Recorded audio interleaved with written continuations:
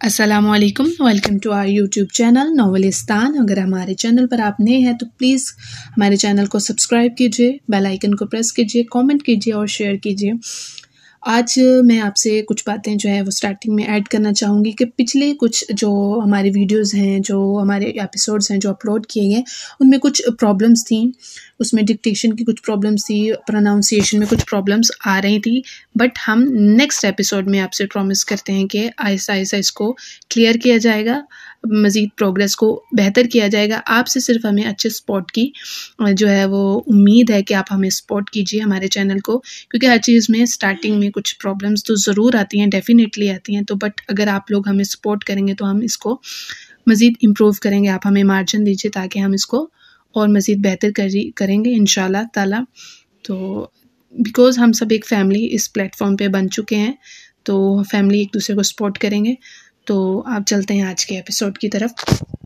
روزانہ زندان season 2 episode 17 ملائکہ رفیع۔ میرا نے جھک کر آہستہ سے سرگوشی کی۔ اس کی آواز میں ایک پرسرار سرد انداز تھا۔ تمہاری حالت دن بدن بگڑتی جا رہی ہے۔ تمہاری تقدیر تمہیں صرف دماغی اسپتال کی حدود میں قید کر دے گی، اور یہی تمہارا حتمی انجام ہے۔ میرا شیرازی، جاؤ اور مر جاؤ۔ صبرین کی آنکھوں میں غصے کی لہر آئی، لیکن اس کے جسم نے اس کا ساتھ نہیں دیا۔ اس کی ساری طاقت جیسے ختم ہو چکی تھی، اور دماغی سکون کھو جانے کے بعد وہ بے قابو ہو گئی۔ صبرین نے غصے سے میرا کی ٹانگ کو کاٹ لیا۔ میرا کی چیخ گونج اٹھی۔ شہزام واپس آیا، اور یہ منظر دیکھ کر اس کی آنکھوں میں خون اتر آیا۔ فوراً دوڑ کر صبرین کی طرف بڑھا اور اسے لات مار دی۔ تمہیں کیا ہو گیا ہے؟ اس کا غصہ سرد آہنگ میں تھا، لیکن اس کی آنکھوں میں بے پناہ درندگی چھلکی تھی۔ اس کی لات صبرین کے کندھے پر لگی، اور صبرین کا سر شدید درد سے لوہے کے بستر کے فریم سے ٹکرا گیا۔ تم نے اپنے آپ کو کیا سمجھا ہے؟ شہزام کی آواز میں نفرت اور غصہ تھا۔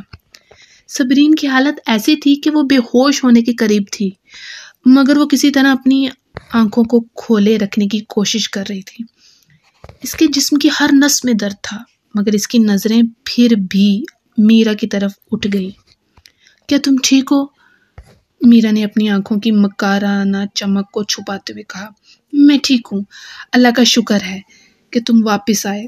تمہارے بغیر میں مر جاتی۔ اس نے شہزام کی گردن میں اپنے ہاتھوں کا دباؤ بڑھا دیا۔ اس کا صرف ایک مقصد تھا، شہزام کو اپنے کنٹرول میں رکھنا۔ سب ٹھیک ہے، میں ہوں نا؟ شہزام نے میرا کی پیشانی پر بوسہ دیا، پھر صبرین کی طرف نگاہ ڈالی۔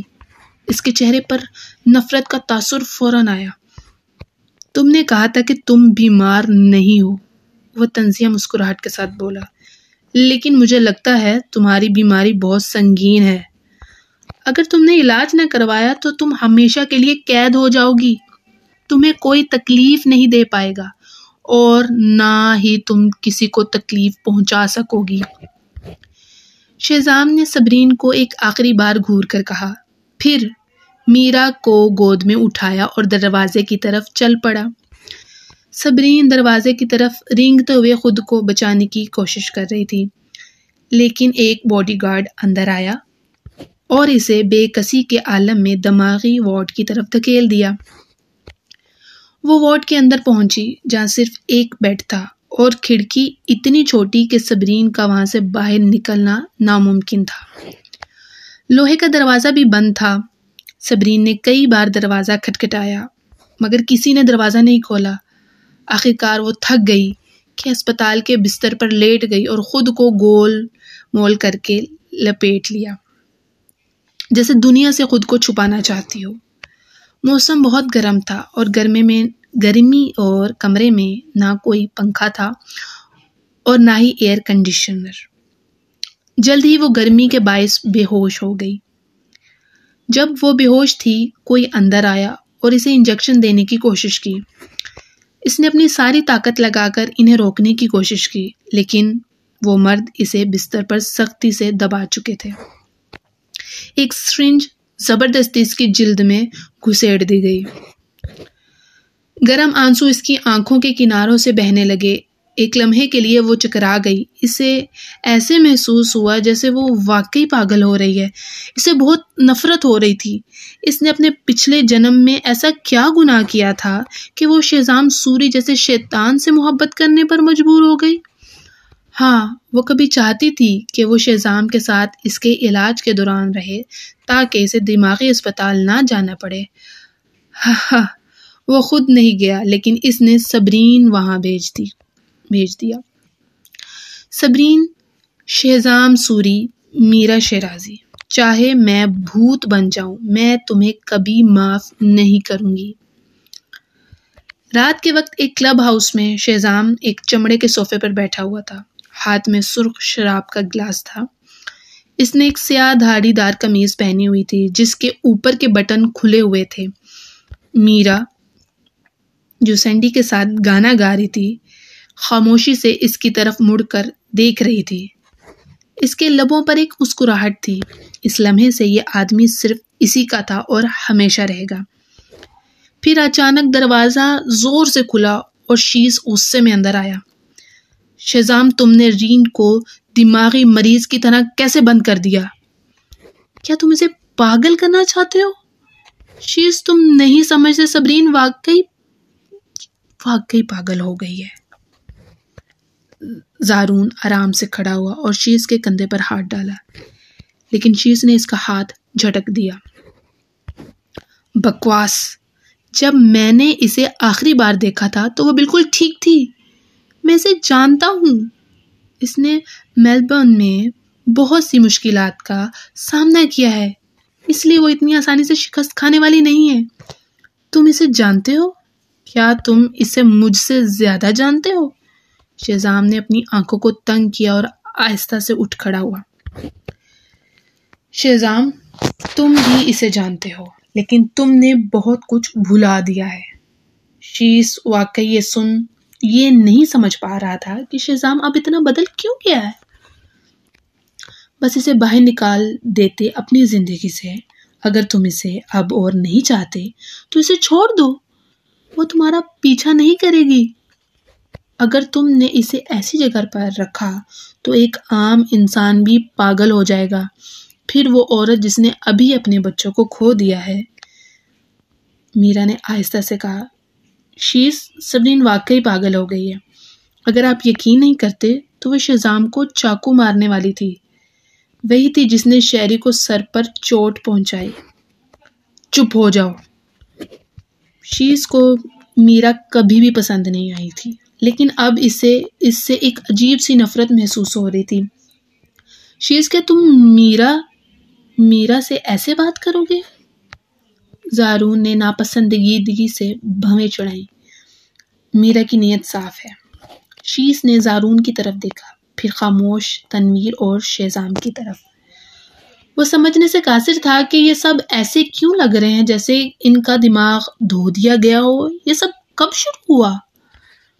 ایسا لگتا تھا کہ سب کچھ تبھی بدل گیا جب میرا آئی تھی۔ تنویر، زارون، شہزام بیمار ہیں، یہ تو سمجھ آتی ہے، لیکن تم دونوں تو ٹھیک ہو۔ جب شہزام کی بیماری شدت اختیار کر رہی تھی، رین نے اسے چھوڑنے سے انکار کر دیا تھا۔ تم جانتے ہو وہ کیسے بدصورت ہو گئی تھی اور اسے تہہ خانے میں قید کر دیا گیا تھا، اور تم دونوں نے اس کی تعریف بھی کی تھی۔ ہاں، تم اسے زیادہ عرصے سے نہیں جانتے، لیکن کم از کم اس کے بارے میں تھوڑا بہت تو سمجھتے ہوگے۔ شیز غصے سے چلایا۔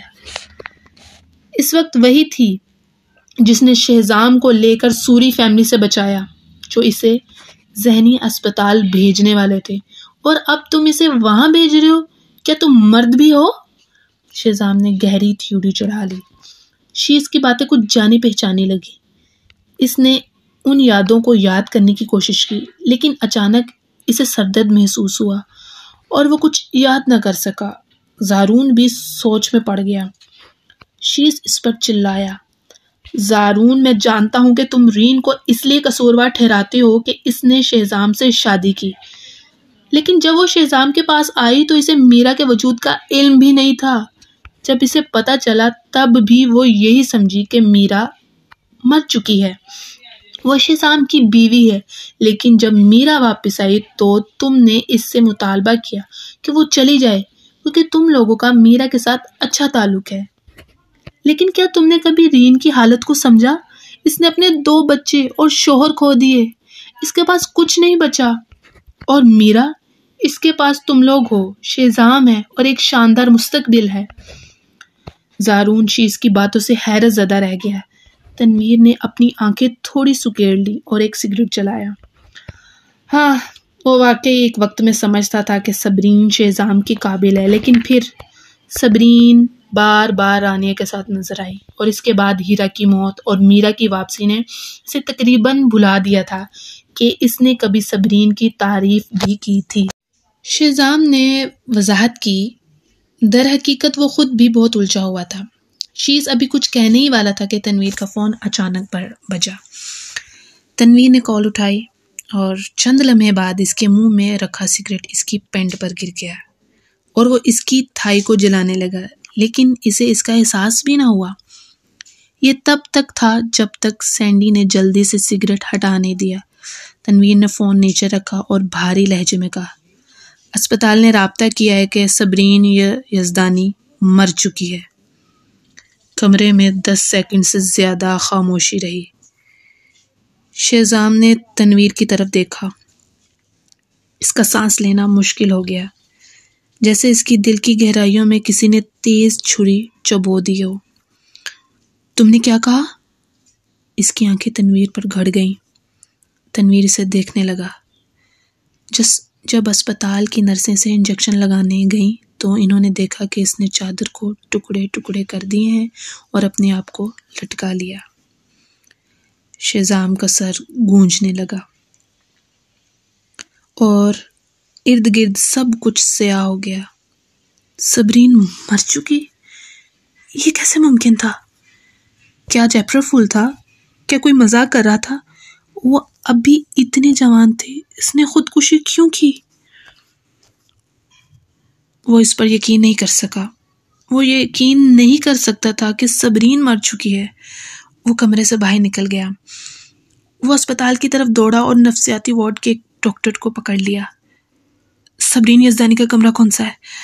اسے مردہ خانے بھیج دیا گیا ہے۔ مردہ خانہ؟ شیزام نے اپنی سانسیں روکی اور اس کی آنکھوں میں سرد چمک آئی۔ تم نے اسے مردہ خانے کیوں بھیجا؟ ڈاکٹر اس کے شدید اظہار سے اتنا خوفزدہ ہو گیا کہ اس کے پیر کانپنے لگے۔ وہ مر چکی ہے۔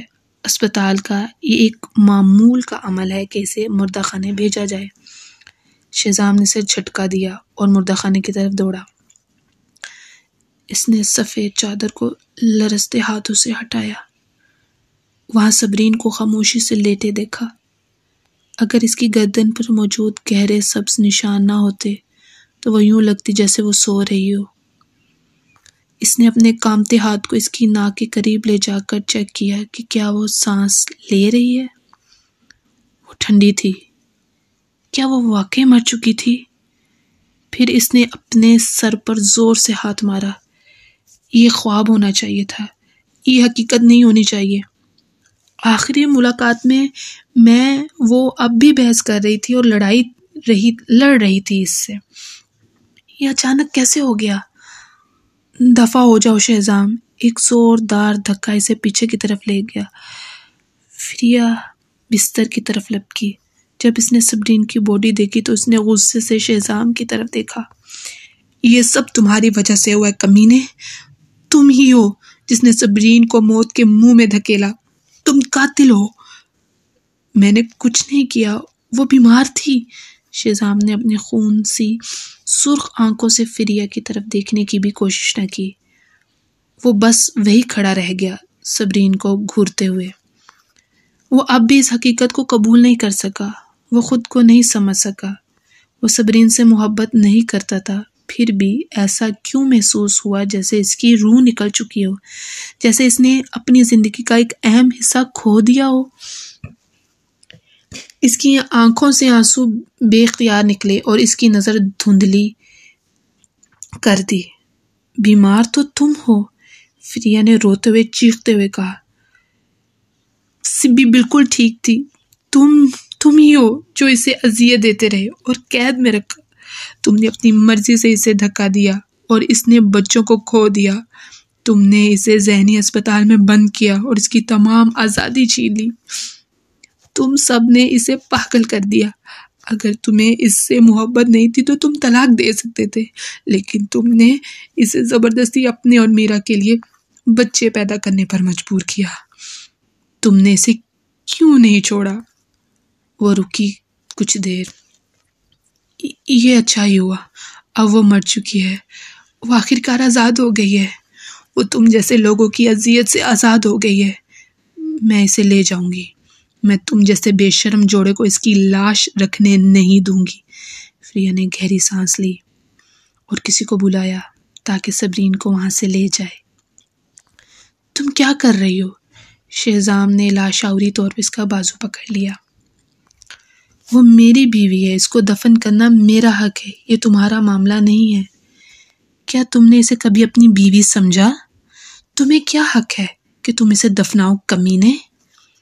فریا نے خون آلود کپڑا نکال کر شان کے سینے پہ پھینکا۔ اسے غور سے دیکھو، سبی نے اپنے خون سے اپنے آخری الفاظ لکھے ہیں۔ وہ نہیں چاہتی کہ تم اسے دفناؤ، اور نہ ہی وہ چاہتی ہے کہ اسے سوری فیملی کے قبرستان میں دفن کیا جائے۔ وہ صرف تم سے دور رہنا چاہتی ہے۔ شہزام خون سے لکھے ان الفاظ کو دیکھ کر منجمد ہو گیا۔ کیا وہ اسے اتنی نفرت کرتی تھی؟ شاید اسے جانے دینا چاہیے، لیکن جب اس نے صبرین کا چہرہ دیکھا تو وہ ایسا نہ کر سکا۔ اس کی نظریں اس سے ہٹ نہیں رہی تھیں۔ وہ یہ حقیقت قبول نہیں کر سکتا تھا کہ وہ اسے اپنی زندگی میں کبھی نہیں دیکھے گا۔ ہرگز نہیں، تم اسے نہیں لے جا سکتی، شہزام نے فریا کو روکنے کے لیے مضبوطی سے کہا۔ شہزام، بس اسے صبرین کو لے جانے دو۔ اچانک دروازے پر مسز سوری کی آواز سنائی دی۔ شہزام نے جلدی سے مڑ کر دیکھا تو مسز سوری اور ریحام کو وہاں کھڑے پایا۔ وہ نہیں جانتا تھا کہ وہ اب وہاں آئے تھے، کب وہاں آئے تھے۔ جیسے ہی ریحام نے صبرین کو دیکھا، وہ خود پر قابو نہ رکھ سکا اور شہزام کے منہ پر مکہ مار دیا۔ کتنا شرمناک ہے کہ تم یہ سوچتے ہو کہ تم اسے دفنا دو گے، کمینے۔ تم نے اسے زندگی میں انسان تک نہیں سمجھا، اور اب جب وہ مر چکی ہے تم اسے کیوں نہیں چھوڑ رہے؟ صرف اس لیے کہ میں نے تمہارے معاملات میں مداخلت نہیں کی۔ تم نے صبرین کو دھکیل کر مار ڈالا اور جڑوا بچوں کو کھو دیا۔ مجھے اس واقعے کا علم صرف 2 دن پہلے ہوا۔ مسٹر سوری غصے سے بولے، تم کیسے اتنے بے حس ہو سکتے ہو؟ تم بے وفا عاشق ہو سکتے ہو، لیکن تم اپنی بیوی اور بچوں کے ساتھ ایسا سلوک نہیں کر سکتے۔ تمہاری ماں نے بھی ایسا ظلم نہیں کیا تھا۔ بالکل ٹھیک کہا، مسز سوری نے مایوسی سے کہا۔ جب تمہاری بیوی حاملہ تھی، تم دن رات میرا کے ساتھ مٹر گشت کر رہے تھے۔ نہ صرف تم نے اسے نظر انداز کیا، بلکہ تم نے اسے قید کیا، بالآخر اسے ذہنی اسپتال پہنچا دیا۔ تم خود بچپن میں ذہنی اسپتال کا سامنا کر چکے ہو، تم کیسے اتنا بے رحم ہو سکتے ہو؟ وہ پہلے ہی مر چکی ہے، پھر بھی تم اسے آزاد نہیں کر رہے ہیں۔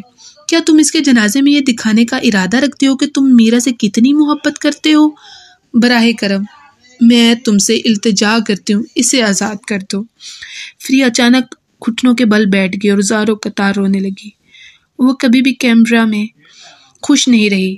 میں اسے میلبرن واپس لے جانا چاہتی ہوں، جہاں سے وہ آئی تھی۔ اسے لے جاؤ، مسٹر سوری نے اب ہاتھ ہلاتے ہوئے کہا۔ اسے لے جاؤ، مسٹر سوری نے ہاتھ ہلاتے ہوئے کہا۔ وہ شروع میں صبرین کو پسند نہیں کرتے تھے، لیکن کچھ دنوں سے اس کے ساتھ وقت گزارنے کے بعد انہوں نے اس کی فرما برداری کی تعریف کی تھی۔ جب وہ زندہ تھی تو تم نے اسے بہت ستایا، اب وہ مر چکی ہے، اسے آزاد کر دو اور سکون میں رہنے دو۔ مسز سوری نے کرب سے کہا۔ شہزام، میں سمجھ نہیں پا رہی کہ تم اتنے ظالم کیوں بن گئے ہو؟ اس لمحے شہزام کے سینے میں شدید درد اٹھا۔ کیا وہ ظالم تھا؟ کیا وہ غلط تھا؟ اس کا ارادہ صبرین کو قید کرنے کا نہیں تھا۔ اسے لگا تھا کہ وہ ڈپریشن میں مبتلا ہے۔ اس نے سوچا تھا کہ وہ اسے اتنی رقم دے گا کہ جو اس کی پوری زندگی کے لیے کافی ہو، اور پھر بچوں کو جنم دینے کے بعد اسے چلا جانے دے گا۔ لیکن وہ یوں اچانک کیسے مر گئی؟ شہزام وہیں ساکت کھڑا رہ گیا۔ آخرکار فریا صبرین کو لے گئی۔ شہزام کے ذہن میں ان دونوں کی پہلی ملاقات کا منظر بار بار گھوم رہا تھا۔ میں بیمار ہوں لیکن میں پاگل نہیں ہوں، میں عشق زدہ ہوں۔ خوابناک آنکھیں بند کر کے تم اتنے دلکش لگتے ہو کہ عورتیں تمہیں نظر انداز نہیں کر سکتی۔ میں تم سے شادی کرنا چاہتی ہوں۔ میں قسم کھاتی ہوں کہ آج کے بعد میں صرف تمہارے ساتھ اچھا سلوک کروں گی اور میں نے جو کچھ کہا ہے وہ سب پورا کروں گی۔ حقیقت میں وہ شرارتی سی کتنی پیاری اور معصوم تھی، پھر کب سے وہ اسے دیکھ کر اس سے نفرت کرنے لگا۔ کیا وہی تھا جس نے اسے اس حال تک پہنچایا؟ اس وقت شہزام ایک بے بس بچے کی طرح الجھن کا شکار تھا۔ وہ یہ بھی نہیں جانتا تھا کہ وہ اسپتال سے کیسے باہر نکلا۔ اسی لمحے میرا اس کے سامنے نمودار ہوئی اور اس کی سرخ آنکھیں پشیمانی سے بھری ہوئی تھیں۔ یہ میری غلطی ہے، مجھے لگا تھا کہ وہ ہلکے ڈپریشن کا شکار ہے، مجھے نہیں معلوم تھا کہ اس کی حالت اتنی شدید ہے۔ ڈپریشن کے شکار 15% لوگ خودکشی کرتے ہیں، مجھے اس کا علاج کرنا چاہیے تھا، مجھے افسوس ہے۔ لیکن شہزام سیدھا میرا کے پاس سے گزر گیا، جیسے اس نے اسے سنا ہی نہ ہو۔ اس کے دماغ میں بس صبرین کی وہ مردہ حالت اور اس کی آنکھیں بند تھیں۔ جب وہ مر رہی تھی تب وہ کیا کر رہا تھا؟ شہزام۔ میرا نے اپنا ہاتھ بڑھا کر اسے پکڑنے کی کوشش کی۔ شہزام نے زور سے اپنا بازو جھٹک کر اس کی گرفت سے آزاد کر لیا۔ اس نے غصے سے میرا کی طرف دیکھا اور دھاڑ کر کہا، بس کرو، آخرکار یہ سب کاشان کی وجہ سے ہوا ہے۔ اگر اس نے یہ سب نہ کیا ہوتا تو فریا مصیبت میں نہ پڑتی اور میں صبرین کو قید نہ کرتا۔ صبرین کی بیماری مزید خراب نہ ہوتی اور وہ مجھے مارنے کا نہ سوچتی۔ بچے بھی اپنی زندگی نہ کھوتے۔ مجھے اس کی مدد نہیں کرنی چاہیے تھی۔ یہ سب کاشان کی وجہ سے ہوا تھا۔ وہ اپنے جڑواں بچوں اور صبرین کو کھو بیٹھا۔ کیا یہ سب کچھ اس کے قابل تھا؟ اچانک وہ خود شک میں پڑ گیا۔ کیا خدا تھامس کی مدد کرنے پر شہزام کو سزا دے رہا تھا؟ معاف کیجیے گا، مجھے توقع نہیں تھی کہ یہ اس طرح ہوگا۔ میرا اس کی غصے بھری نظروں سے خوف زدہ تھی۔ اس نے شہزام کو اتنا خوفناک کبھی نہیں دیکھا تھا۔ اگر پہلے ایسا ہوا ہوتا تو وہ فوری طور پر اس کے ساتھ سختی کرنے کے لیے قصوروار محسوس کرتا خود کو۔ تاہم وہ صبرین کی موت پر شوق تھا۔ جی ہاں، تمہیں اس کی توقع نہیں تھی کیونکہ تم صرف کاشان کے بارے میں سوچتی ہو۔ اس نے سالوں میں کتنے لوگوں کو قتل کیا ہے؟ صبرین صحیح کہہ رہی تھی۔ شہزام نے میرا کے علاوہ باقی سب کی زندگیوں کو بیکار سمجھا، یہاں تک کہ اس نے بار بار اس کے لیے اخلاقیات کی بنیاد کو بھی عبور کیا۔ شہری، میں ذمہ دار ہوں، یہ میری غلطی ہے۔ میرا گھٹنے ٹیک کر زور زور سے رونے لگی۔ میں نے واقعی توقع نہیں کی تھی کہ چیزیں اس طرح سے ہوں گی۔ اب چلی جاؤ، میں کچھ وقت اکیلے گزارنا چاہتا ہوں۔ شہزام اس کی طرف دیکھے بغیر فوراً گاڑی میں بیٹھ گیا۔ یہ ان کا پہلا موقع تھا جب میرا کے ساتھ اس قدر لا تعلقی کا برتاؤ کیا گیا تھا۔ جب سے اسے ہپنوٹائز کیا گیا تھا، میرا نے آہستہ آہستہ اپنا سر اٹھایا اور گاڑی کو دور تک جاتے ہوئے دیکھا۔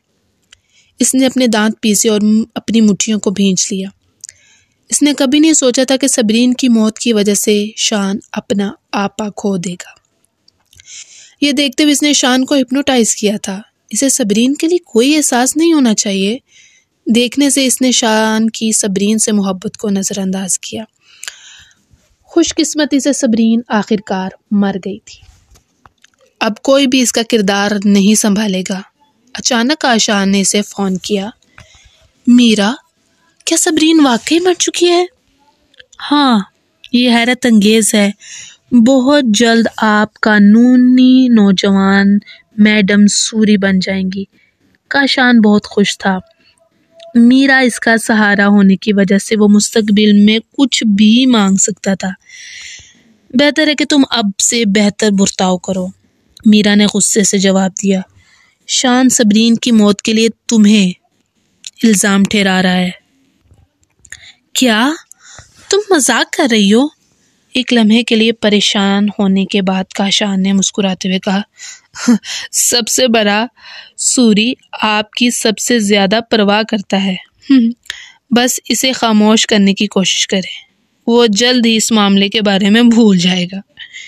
میرا کے سر میں درد تھا، اس کا اتنا نااہل بھائی کیوں تھا؟ اگر وہ اس کا حقیقی بھائی نہ ہوتا تو وہ اس کی ذرہ پرواہ نہ کرتی۔ میں اپنے آپ کو خبردار کر رہی ہوں، ان دنوں احتیاط سے کام لیں۔ شیزام کی حالت صبرین کی موت کی وجہ سے ٹھیک نہیں ہے۔ وہ اس وقت وہ آپ کے کسی بھی عمل کو نظر انداز نہیں کرے گا۔ فون بند کرنے کے بعد میرا فوراً جیل چلی گئی۔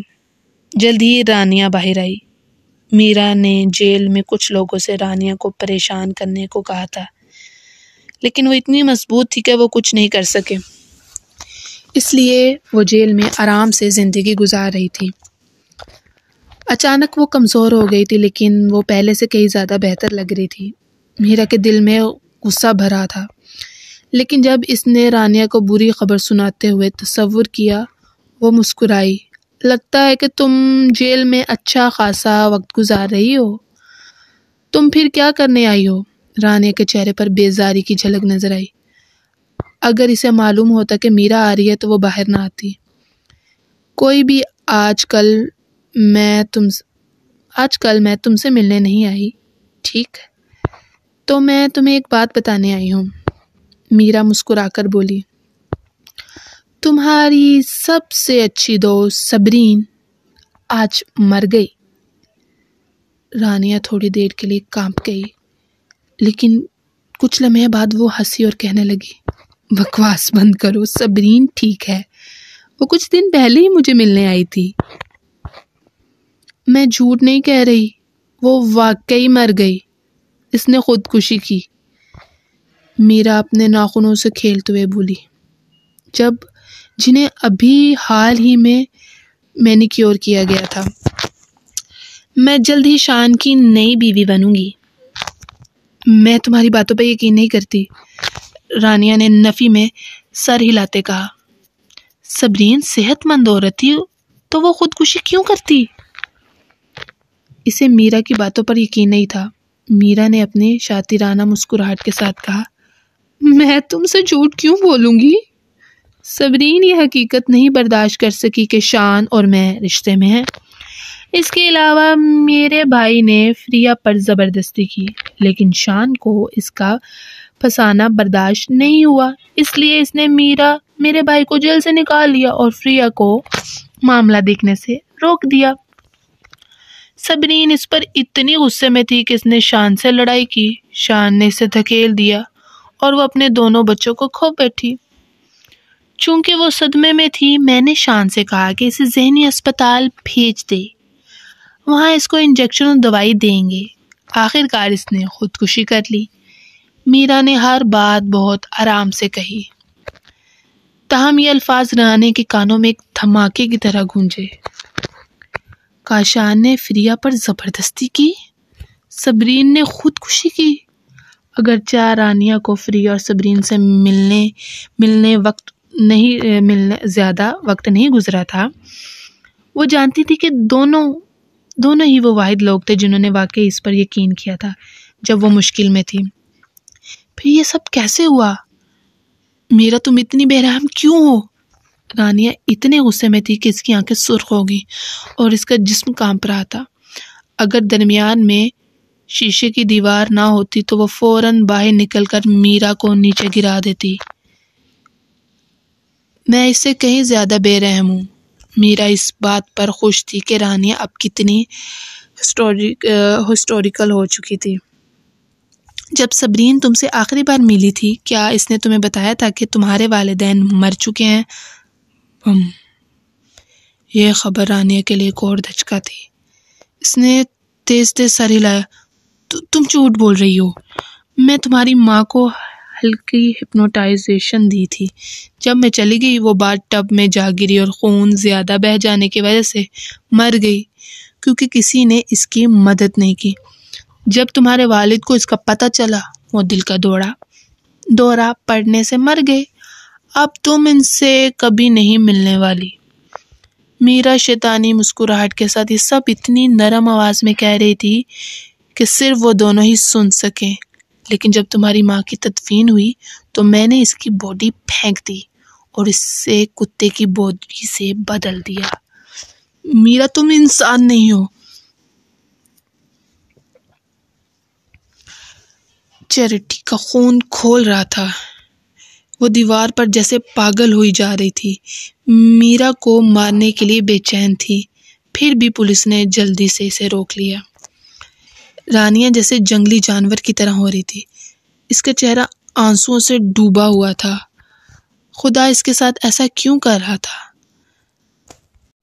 صرف جیل میں ہونے کی وجہ سے اس کے دوست اور والدین مر گئے؟ اب وہ مکمل طور پر اکیلی تھی۔ لیکن قاتل آزاد تھا۔ جیل میں گزارے کے وقت میں رانیہ نے کبھی اتنا زیادہ افسردہ اور بے امید ہو کر نہیں رویا تھا۔ پولیس کے پاس اس کے سوا کوئی چارہ نہ تھا، سو انہوں نے اسے بے ہوش کر دیا۔ جب رانیہ ہوش میں آئی تو وہ جیل کے بستر پر پڑی تھی۔ اس کی خوبصورت آنکھوں کی جگہ ایک سرد گہری پرسرار آنکھیں تھیں۔ وہ بدلہ لینا چاہتی تھی۔ وہ سب سے بدلہ لینا چاہتی تھی۔ میرا شیرازی، شہزام سوری، زارون، تنویر، کاشان شیرازی، بس ان سب کو انتظار کرنا ہوگا۔ 6 ماہ بعد تنویر 3 گھنٹے کی سرجری مکمل کرنے کے بعد باہر آیا۔ اچانک اس کا اسسٹنٹ اس کے پاس آیا۔ مجھے ابھی خبر ملی ہے کہ رانیہ شیرازی نے کاؤنٹی میں سڑکوں کی مرمت کرتے ہوئے سمندر میں چھلانگ لگا کر بھاگ گئی۔ پولیس نے 3 دن تک سمندر میں اس کی تلاش کی، مگر وہ ابھی تک نہیں ملی۔ تنویر کچھ لمحے کے لیے چپ ہو گیا۔ پھر اس نے آہستہ سے اپنی اینک اتاری اور کھڑکی کی طرف مڑ کر دیکھا۔ اس نے ایک سگریٹ جلایا۔ رانیہ تیرنا نہیں جانتی۔ کیا تمہیں لگتا ہے کہ وہ مر چکی ہے؟ تمہیں کیا لگتا ہے کہ ایک ایسے شخص کا کیا ہوگا جو تیرنا نہیں جانتا اور سمندر میں چھلانگ لگا دے؟ تنویر نے سگریٹ کا گہرا کش لیا۔ اچانک اس کے دماغ میں رانیہ کی شکل آئی جب وہ پہلی بار 14 سال کی عمر میں اس سے ملی تھی۔ وہ دھوپ میں کھڑی تھی، ایک سادہ سا پونی ٹیل اور سیاہ اور سفید یونیفارم میں۔ اس کی جلد نرم تھی۔ ان دنوں لڑکیاں اس کو دیکھ کر شرمندہ ہو جاتی تھی۔ صرف رانیہ تھی جو اسے خاموشی سے اور دور سے دیکھ رہی تھی، اپنی صاف آنکھوں کے ساتھ۔ اس وقت تنویر کو رانیہ کے سرد چہرے کے پیچھے اس کی حقیقت کو بے نقاب کرنے کی زبردست خواہش محسوس ہوئی۔ بعد میں اس نے اپنی مرضی سے اس کا پردہ فاش کیا۔ میں رانیہ شیرازی کو نیچا دکھاؤں گا، تنویر نے میرا شیرازی سے کہا تھا۔ جیسے اس کی ماں نے تمہارے والد سے شادی کی اور پھر تمہاری ماں کو طلاق دے کر سب کچھ برباد کر دیا تھا، میں اس کا بدلہ لوں گا۔ رانیہ کو بھی ویسے ہی چھوڑ دوں گا جیسے تمہارے والد نے تمہاری ماں کو چھوڑا۔ رانیہ کے ساتھ وہ وقت گزارنے کے بعد تنویر نے اپنی باتوں کو حقیقت میں بدل دیا تھا۔ وہ جانتا تھا کہ وہ صرف اپنے مقصد کے لیے آیا تھا اور اب اس نے اپنا کام پورا کیا۔ صبح ہوئی تو رانیہ اس کے پاس نہیں تھی۔ اس نے ایک لمحے کے لیے سوچا، مگر پھر اس کی نظریں کہیں اور مڑ گئیں۔ اس کی تسکین کا لمحہ اب گزر چکا تھا۔ افسوس کہ لوگ بدل جاتے ہیں۔